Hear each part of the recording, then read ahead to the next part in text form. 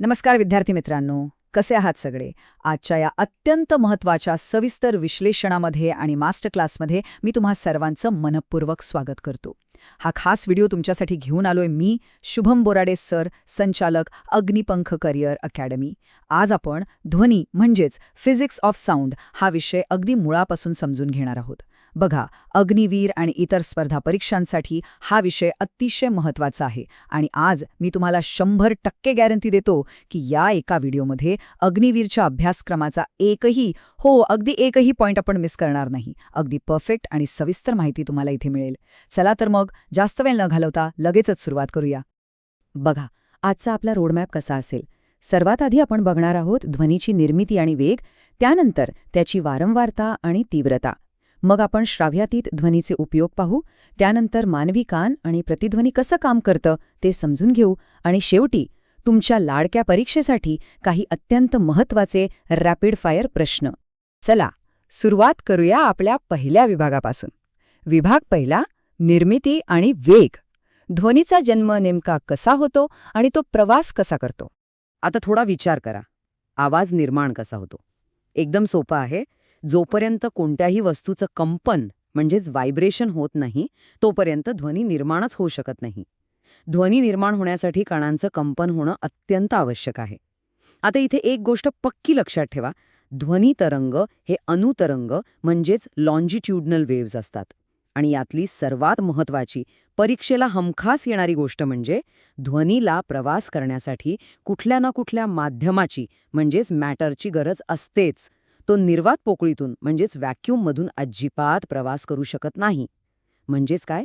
जर अंतराळात किंवा चंद्रावर एखादा मोठा स्फोट झाला तर त्याचा आपल्याला काहीही आवाज येणार नाही, कारण तिथे ध्वनी वाहून नेण्यासाठी हवाच नसते ना. आता ध्वनीच्या वेगाबद्दल बोलूया. सामान्य तापमानाला म्हणजे साधारण 22°C आसपास असताना हवेतील ध्वनीचा वेग किती असतो माहितीये? तो असतो सुमारे 332 ते 344 मीटर प्रति सेकंड. हा आकडा असाच्या असा पाठ करून ठेवा, कारण परीक्षेत एक्झॅक्ट हाच आकडा वारंवार विचारला जातो. आता एक गंमत बघा, ध्वनीचा वेग सगळ्याच माध्यमांमध्ये काही सारखा नसतो. हा वेग स्थायू म्हणजेच सॉलिड पदार्थांमध्ये सर्वात जास्त असतो. त्या खालोखाल द्रव आणि सर्वात कमी वेग वायूमध्ये असतो. त्यातही लोखंड आणि स्टीलसारख्या धातूंमध्ये ध्वनी अक्षरशः सुसाट पडतो. आणखी एक अत्यंत महत्त्वाची गोष्ट, जर हवेचं तापमान वाढलं किंवा हवेतील आर्द्रता म्हणजेच दमटपणा वाढला तर ध्वनीचा वेगही वाढतो बरं का. हा मुद्दा परीक्षेत स्टेटमेंटच्या रूपात तुम्हाला कन्फ्यूज करण्यासाठी नक्की विचारला जाऊ शकतो, त्यामुळे लक्षात ठेवा. पुढे जाऊया. आपला दुसरा विभाग आहे वारंवारता व तीव्रता. आपण आता ध्वनिलहरींचे वर्गीकरण बघणार आहोत. ध्वनीची वारंवारता म्हणजेच फ्रिक्वेन्सी मोजण्याचं एकक हर्ट्झ असतं, हे तर तुम्हाला माहीतच असेल. यावरून ध्वनीचे 3 मुख्य प्रकार पडतात.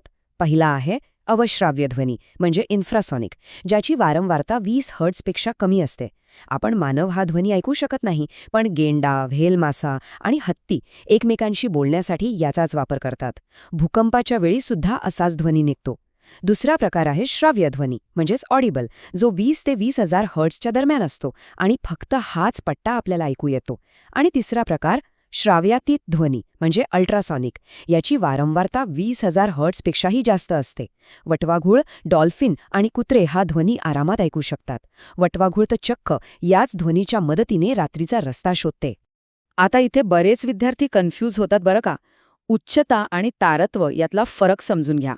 उच्चता म्हणजेच लाऊडनेस, म्हणजे आवाज किती मोठा किंवा लहान आहे हे ध्वनीच्या आयामावर म्हणजेच अँप्लिट्यूडवर अवलंबून असतं आणि ते डेसिबलमध्ये मोजतात. दुसरीकडे तारत्व म्हणजेच पिच, म्हणजे आवाज किती तीक्ष्ण किंवा घोगरा आहे हे त्याच्या वारंवारतेवर म्हणजेच फ्रिक्वेन्सीवर अवलंबून असतं. महिला आणि लहान मुलांच्या आवाजाचं तारत्व जास्त असतं, म्हणूनच त्यांचा आवाज एकदम तीक्ष्ण किंवा शार्प असतो, तर पुरुषांच्या आवाजाचं तारत्व कमी असल्याने त्यांचा आवाज घोघरा किंवा फ्लॅट असतो. सोपं आहे ना? ध्वनीच्या तीव्रतेच्या ह्या डेसिबलच्या पातळ्या तर तुमच्या तोंडपाठच असल्या पाहिजेत. ऐकण्याची सुरुवात 0 डेसिबलपासून होते.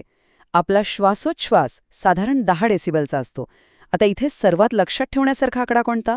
तर जागतिक आरोग्य संघटनेनं म्हणजेच WHOनं दिलेली सुरक्षित मर्यादा ती आहे 45 डेसिबल.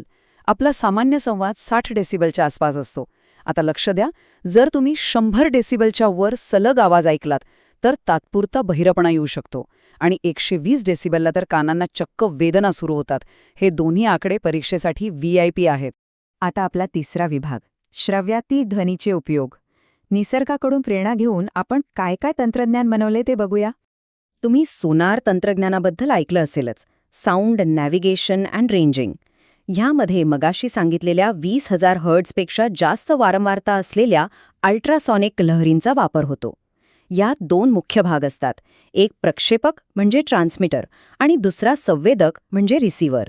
समुद्राची अथांग खोली मोजायची असेल, पाण्यात लपलेल्या शत्रूच्या पाणबुड्या शोधायच्या असतील किंवा मोठे हिमनग आणि माशांचे थवे शोधायचे असतील तर पाण्याखाली याच ध्वनी लहरींचा इको वापरून अगदी अचूक काम केलं जातं.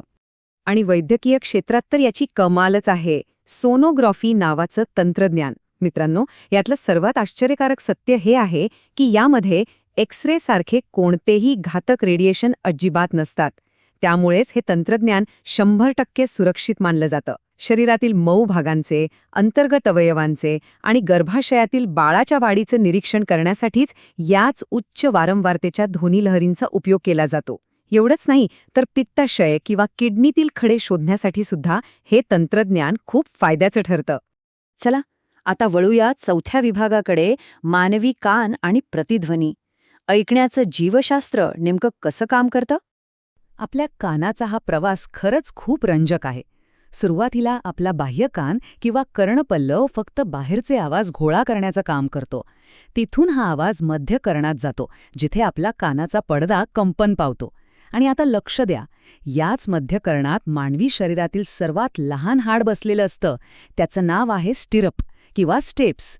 हे नाव अगदी कोरून ठेवा डोक्यात, परीक्षेत खूपदा विचारतात.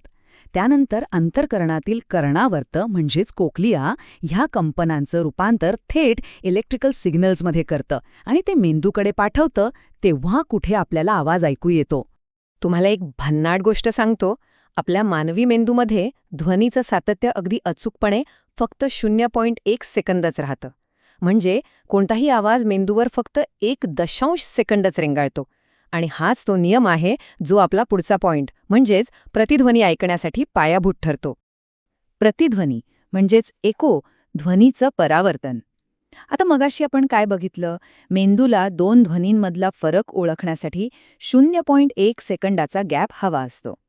मग गणित असं आहे की 22°C तापमानाला 344 मीटर प्रति सेकंड या वेगाने जाऊन पुन्हा आवाज आपल्यापर्यंत पोहोचण्यासाठी ध्वनीचा स्रोत आणि समोरचा डोंगर किंवा भिंत यामध्ये कमीत कमी 17.2 मीटर म्हणजे सुमारे 17 मीटर अंतर असणं अत्यंत गरजेचं आहे. जर हे अंतर यापेक्षा कमी असेल तर तुम्हाला स्पष्ट एको ऐकू येणारच नाही. आणि आता वेळ झालीये सर्वात महत्वाच्या आणि एक्साइटिंग भागाची. विभाग 5, परीक्षेसाठी इम्पॉर्टंट प्रश्नोत्तरे. चला बघूया तुम्ही किती लक्ष देऊन ऐकलत. तर माझा पहिला प्रश्न जो वारंवार परीक्षेत दिसतो, ध्वनी तरंग हा नेमका कोणत्या प्रकारचा तरंग आहे? आठवा बरं. एकदम बरोबर. अचूक उत्तर आहे अनुतरंग म्हणजेच लॉन्जिट्युडिनल वेव्ह. लक्षात ठेवा, प्रकाशाचे तरंग हे अवतरंग असतात, पण ध्वनी तरंग हे अनुतरंग असतात, जे लहरीच्या दिशेला समांतर प्रवास करतात. चला दुसरा प्रश्न घेऊ, जीवशास्त्रावर आधारित अत्यंत महत्वाचा प्रश्न. मानवी शरीरातलं सर्वात लहान हाड कोणतं आहे आणि ते नेमके कुठे असतं? आत्ताच आपण बघितलं होतं. येस, उत्तर आहे स्टिरप किंवा स्टेप्स. आणि हे हाड मानवी कानाच्या बरोबर मध्यभागात म्हणजेच मिडल इयरमध्ये असतं. ही माहिती विसरू नका हां, खूप महत्वाची आहे. तिसरा प्रश्न, एक स्पष्ट प्रतिध्वनी म्हणजेच इको ऐकायचं असेल तर कमीत कमी किती अंतर असणं आवश्यक आहे? या प्रश्नाचं अचूक गणितीय उत्तर आहे बरोबर 17.2 मीटर. आणि हे कधी? तर जेव्हा तापमान 22°C असेल. ही अट मात्र नेहमी लक्षात ठेवा. आजच्या या सविस्तर विश्लेषणानंतर जाता जाता मी तुम्हाला एका विचार करायला लावणाऱ्या प्रश्नासोबत सोडून जाणार आहे. बघा, जर ध्वनीच्या प्रसारासाठी माध्यमाची नितांत गरज असेल आणि तो निर्वात पोकळीतून प्रवास करूच शकत नसेल, तर भविष्यातील अंतराळवीर जेव्हा त्यांच्या अंतराळयानाच्या बाहेर पडतील तेव्हा ते एकमेकांशी संवाद कसा साधतील? कसा ऐकू येईल त्यांना एकमेकांचा आवाज? विचार करा, विज्ञानाचा असाच शोध तुम्ही सुरू ठेवायला हवा. अग्निवीरसाठीची ही परिपूर्ण तयारी इथेच थांबत आहे. मी शुभम बोराडे सर आपली रजा घेतो. तुमच्या पुढील अभ्यासासाठी खूप खूप शुभेच्छा. धन्यवाद आणि जय हिंद.